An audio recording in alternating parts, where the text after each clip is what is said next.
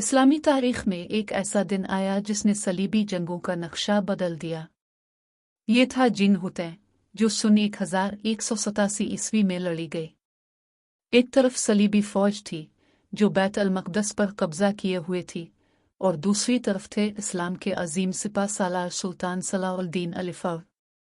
सलीबी फौज की क़ियादत कर रहा था यरूशलेम का बादशाह गाय अवलुसिग्नन और उसके साथ मशहूर सलीबी जर्नल रेनाल्ड ऑफ शाटलियोन। उनके पास तकरीबन 20,000 का लश्कर था, जबकि सुल्तान सलाउद्दीन के पास लगभग 30,000 के करीब मुजाहिदीन थे। सुल्तान सलाउद्दीन अल-फौद ने सलीबियों को हुतै के मैदान में घेरने का मंसूबा बनाया। ये इलाका निहायत खुश्क और गर्म था। मुसलमानों ने सलीबियों के पानी के ज़राए काट दिए।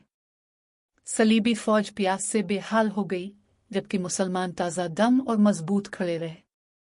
4 जुलाई 1187 को जंग का आगाज हुआ। मुसलमान नारा तकबीर बुलंद करते हुए आगे बढ़े।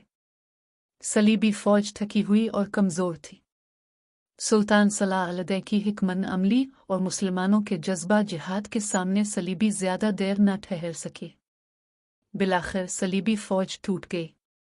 हज़ारों सलीबी मारे गए, सैकड़ों कैदी बना लिए गए।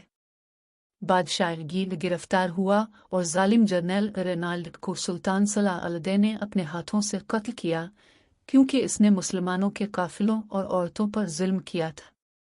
ये अजीम फतह सिर्फ एक जंग न थी, बल्कि इसने बैत अल मक़दस की आज़ादी का रास्ता खोल दिया।